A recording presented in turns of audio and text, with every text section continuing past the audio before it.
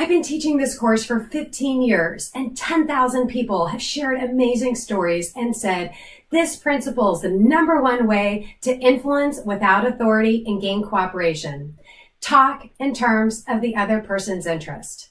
It really has two meanings. One is talk about what interests the other person, their hobbies, their family, their job. If we talk about what they're interested in, we're going to make a connection, they're going to like us, and they're more likely to want to work with us. The second part is where the real magic comes in, where we motivate them by talking about what's in it for them and frame everything in terms of the benefit that they will get in cooperating with us. I think it's human nature for us to think about what do I want and how do I get promoted? But instead, if we phrase things about how it's going to help them get promoted, help them to look good, help them to have less stress, they're naturally going to want to work with us. So let's say that you need to meet with somebody.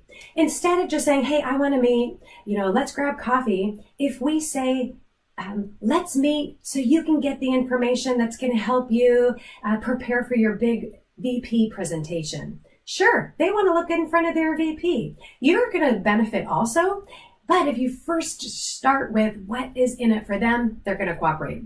Another example is there's a finance manager and she needed information from 10 different country managers. She told me she tried for 2 weeks, tried every way to get response from them.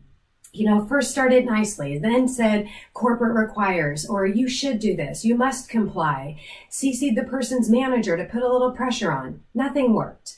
Finally, she used this principle. Want to know what she said? She simply wrote in an email, so you get your full budget for next year, please send in your numbers by Friday. She said within 2 hours, she got 8 out of the 10 responses that she needed. And sure, it makes sense that they want their full budget and corporate needs the numbers. So she just bridged the gap to show how to create that win-win.